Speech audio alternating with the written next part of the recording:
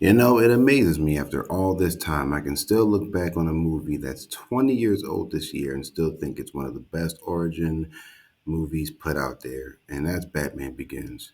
I really love this movie. I just had such a great time going through it again as I realized it's turning 20 this year. Damn. Like, this, where'd the time go, bro? I remember when this was like the new Batman on the site. And obviously, this was the first of what would be almost a perfect trilogy with one of the best sequels ever made and a not so great three, but whatever's clever. But I like this movie. I love the fact that it starts off, we see Bruce, who purposely put himself in a prison somewhere in the Alps, I believe. And, he's just practicing the mentality of how criminals think, how they act, what they do on their downtime, things like that. He meets Liam Neeson's Ra's al Ghul. It's actually Ra's al Ghul, but we'll say Ra's for the sake of the movie. And promises him a different life, promises him a different form of training. He gives it to him. He goes up there, he gives him a task. He succeeds. We see the Waynes, but we see a little bit more of the Waynes than usual because usually the Waynes just die. So, and I gotta say, I enjoyed the way Christopher Nolan did it. Thought he handled it well. Thought we get a nice insight on who Thomas Wayne was, which I feel like rarely ever happens. The film does a great job of capturing the essence of being Batman, in my personal opinion, better than the other two. I personally just got the feeling that this felt like a Batman movie where Batman was the star and Batman was like the genuine focus. I feel like in The Dark Knight, he gets outshined by Heath Ledger and Aaron Eckhart so badly. And then in Dark Knight Rises, Tom Hardy and Anne Hathaway. So it's just, this one felt the most like a Batman movie that Batman was the star. Now, even though the action's a little choppy, but that's like the only real issues with Batman Begins. The storytelling's clean, the acting's great. I think it's Christian Bale's best performance as Batman, definitely. The like, most Gotham, like it looks the most like how I imagine Gotham would look, especially like the little borough section, which was an actual set they built. So it looked like Gotham, it looked dirty, it looked run down, at least that section where the climax takes place. Obviously, in the other two, it's like, yeah, screw that. We're just gonna make it Chicago, but that's fine. Where am I going with this? So it's just Christian Bale. Just obviously was the first time he was doing it, and he just seemed naturally good at it. He looked like a really good Bruce Wayne. Looked like a good Batman in the suit. He performs well.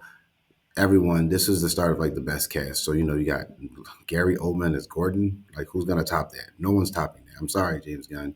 This might be the one thing you can't top, bro. I'm sorry. Morgan Freeman as Lucius Fox, another one. Michael Caine as Alfred, which is just always a treat to see in the Nolan trilogy, in any Nolan movie. But Michael Caine is just a treat.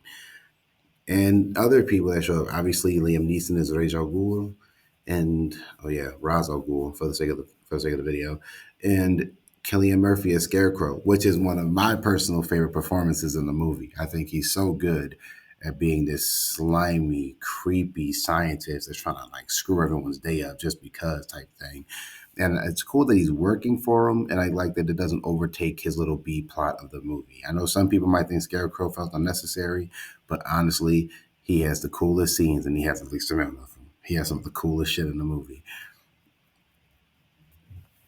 I want to give a nice little shout out to Christopher Nolan for actually pulling something out of Batman Year One with the scene with the Bat Swarm. That is straight up out the comic of Batman Year One, and there's a cool ass sequence.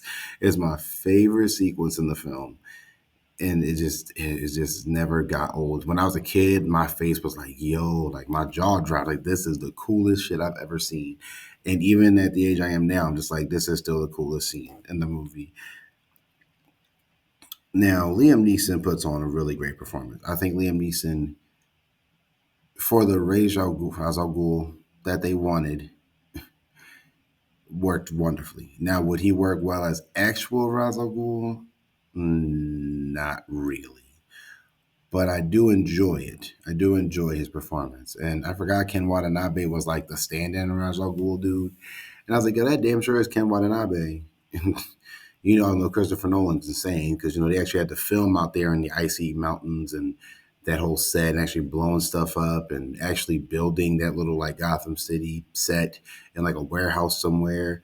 So there's like a lot of really cool things in this movie that I just think like, wow, man, this movie was ahead of its time, just based off of like production value and how it felt and what it looked like. And it does noticeably look different from the other two films.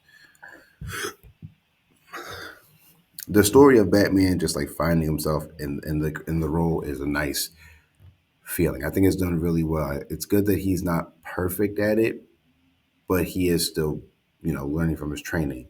He's gone for a while. We get the impression he's gone for a while because Rachel and them never let it not be known that he was gone for a minute, because that's what it is in the comics. He should have been gone for a minute. We also get the impression that he is still Bruce Wayne when he needs to be, just to keep up the persona. His relationship with Alfred, in my opinion, is a little not as good as it is in the other two, but I do love seeing him and Alfred together. I like the fact that he first meets Lucius Fox here. I know in most cases he's known Lucius Fox since he was younger, but this is a cool intro. This is a cool idea. He's meeting Lucius here by the great Morgan Freeman, who is just perfect. This is perfect. Like the Dark Knight trilogy has the best cast of Batman people, just bar none. They're just most roles are just kind of perfect for the actor they got. And it's going to be hard to really replace that even 20 years later. But I look back on Batman Begins so fondly because the movie aged well. That might have a lot to do with practical instead of going full CGI, which always helps. But yeah, man, like it just looks great. It's shot great. Like I said, the action is cut to hell and chopped really badly. But we could just throw that up to Christopher Nolan, really not knowing how to do action.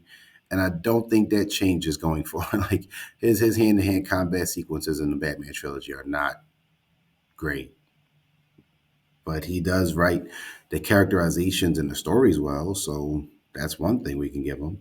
The action scenes, the big action set pieces are great. The big action sequences are great as far as like the car driving, him doing the bat swarm, his little like rappel gun sequence, the whole climax at the end with the tear gas going in to Gotham and infecting people and him just flying around. That whole sequence is fire, bro. And it's interesting. He slid in like a side character I didn't think would show up in anything, but like Victor Zsasz shows up for like a few seconds. I was like, that's a cool idea. Oh yeah, I gotta throw out my man Falcone, by the way. And it is nice as my man Tom Wilkinson. I forgot that was him. I forgot that was Tom Wilkinson. He puts on a really cool performance as Falcone. The fact that Bruce just goes to him in person is just like, I'm not afraid of you. I'm like, bro, what? This is okay. So the Batman Begins is honestly still like a solid like 8.5 for me. Like Batman Begins just has so much going for it, even back in 2005. I know it's the least money making movie in the Nolan trilogy because I have an honest belief that after Batman and Robin, people didn't know how the movie was going to do or how it was going to be. And I think people look back on Batman Begins now and like, yeah, this movie should have made more money at the time. In 2005, it was one of the best movies of the year. It's just, it really, also I just remember it not really getting marketed too much. I don't remember too much publicity for it, not so much marketing for it, especially not as much as The Dark Knight or Dark Knight Rises. But in all honesty, the movie is great. I think Batman Begins, I think a lot of people should go back and watch Batman Begins 20 years later and grow a new perspective on it. I mean, my perspective hasn't changed. It's still freaking bomb, but I have a stronger understanding for it. And I understand what Christopher Nolan was going for. It's just a good movie. I don't know what else to say, but if you made it this far, make sure you smash that like button, comment, and subscribe for more. And I'll see y'all on the next one.